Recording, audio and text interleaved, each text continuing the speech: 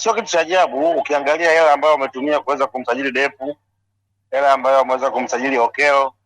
Yanga tayari wamefikia, tulishazungumzaga kwamba kuna hatua ambayo Yanga wameshaipiga kwenye mambo ya usajili. Sasa Yanga kutumia 1B plus kusajili kwao sio issue tena. Na nadhani mara mwisho tulipozungumza nilikwambia hivyo. Kwa dola 600,000, 700,000, 800,000 kwa Yanga kwa sasa hivi sio kitu cha kushangaza. They are very serious, na nilikwambia kwamba watafanya usajili mkubwa na wanataka wachukue wachezaji wakubwa ambao wanakuja kuprove moja kwa moja. Kwa hiyo ukisikia dola 600,000, dola 700,000 na ukiona wanaanzia 600,000, maana yake hapo kuna zaidi ya 600,000. Unaelewa eh? Yaani uwezo ukaanzia 600,000 alafu ukaja kununua kwa 400,000. Kwa hiyo ukiona 600,000 maana yake target inaweza kuwa ni dola milioni 1. Kwa hiyo unaanzia chini na kuanza kuisukuma. Kwa hiyo huo ndio uwekezaji ambao wameufanya na ndio malengo ambayo wako nayo kwa kwenye msimu unaokuja. Kwa binafsi hainishangazi, ni kitu ambacho kipo ndani ya uwezo wao kwa sasa. Ni mchezaji ambaye amesaini mkataba wa miaka 4, nadhani hata mkataba mwaka mmoja haujatamatika. Unadhani itakuwa rahisi kwa Yanga kumngoa huyo mchezaji kwa sababu Al Hilal Omdurman wana fedha pia?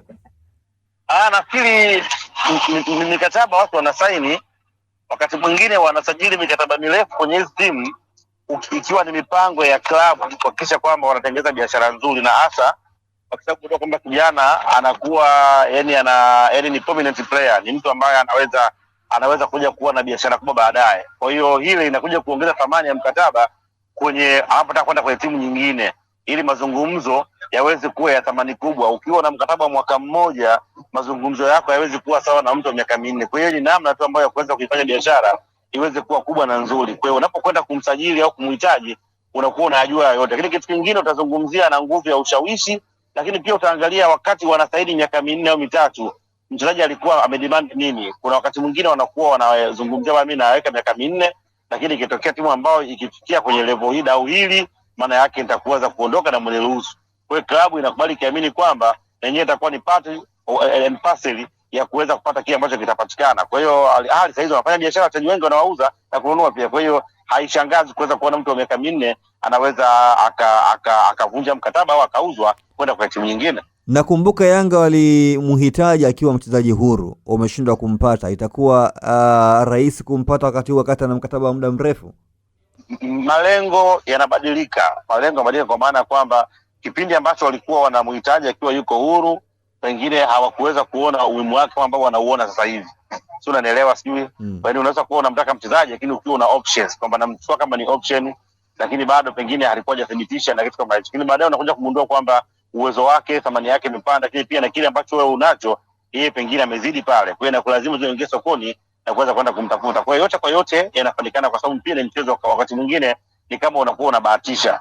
Unaona? Ndio kwa mchezaji mmoja hata leo tunazungumza kwa mfano mtu kama Chama na Simba, si alikuwa yuko Simba, akataka dau, si wakashindwa kumpa, wakamruhusu aondoke, ameondoka. Leo tena wanakwenda wanamnunua tena. Tunaelewa sijui, ndio biashara ya mpira jinsi ilivyo, kwamba unaweza ukaonekana kipindi fulani wa kawaida, baada ya muda tena ukaja kuuzwa kwa bei nyingine ya juu kuliko ile ambayo hata mara kwanza ulikuwa demand. Kwa hiyo kwenye swala la biashara ya mpira ni kitu cha msingi kuangalia tu, wakati huo ambapo unaona kumhitaji unaweza kuwa na hiyo capacity, lakini pia anaweza kufanya kile ambacho ulikuwa unakihitaji. Na kwa mujibu wa taarifa za ndani kupitia vyombo vyako vya hizi tetesi, bila shaka uhakika upo kwa Yanga kuwasilisha ofa hiyo.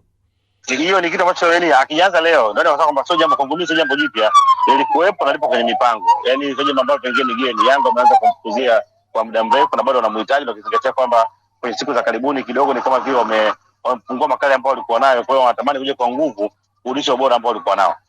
Kwa sasa Yanga kwenye suala la fedha si tatizo ama sio kigezo. Wameongezeka thamani yao imepanda, sio ile Yanga ya kuishia kwa dola 100,000, 200,000, hapana. Huko Yanga washatoka. So of course huwezi kufikia hatua ya kupambana kama na Ali na Mamelodi, lakini kuna hatua ambayo wameweza kuipiga. Unajua tulikuwa tushazoea mchezaji amenunua nyingi sana, dola 200,000. So kumbuka imeenda sana, lakini sasa hizi maana yake tunaanza kwenda kwenye billions of money. Watu wanaanza kutumia. Kwa maana yake ni mwendelezo wa ukuaji wa kwenda kwenye hali halisi ya ushindani wa soka la Afrika unapokuwa unahitaji.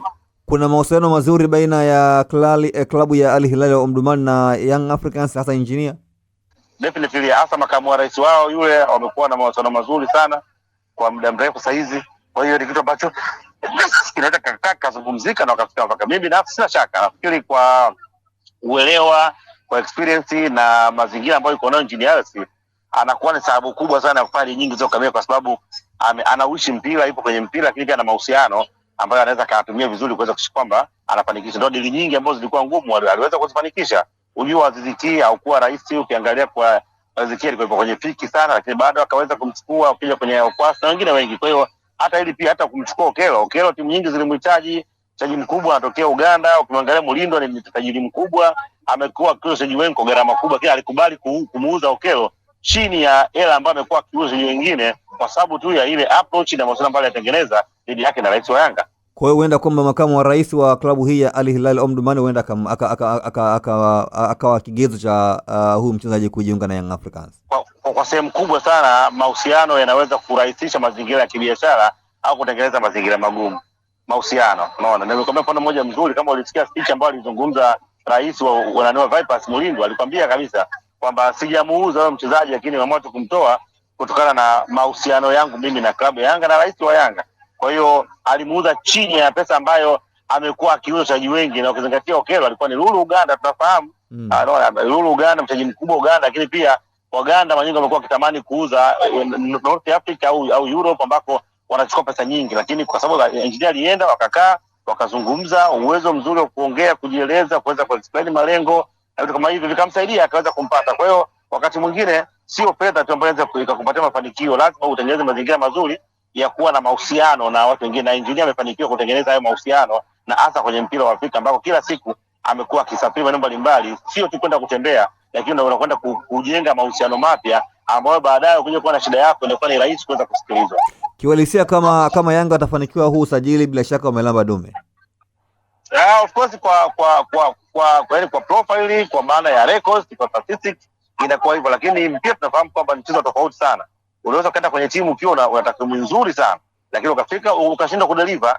Wamekuja watu ambao walikuwa wana takwimu nzuri, ukina sasa imekuwa walikotokea wao utakuwa ni shahidi, lakini bado ameshindwa kudeliver. Unaona, kwa hiyo kuna wakati sio tu ule ubora ulionao sehemu moja unaweza kwenda kwa sehemu nyingine. Ndio kwa sababu mpira ni mchezo kama wa kamari.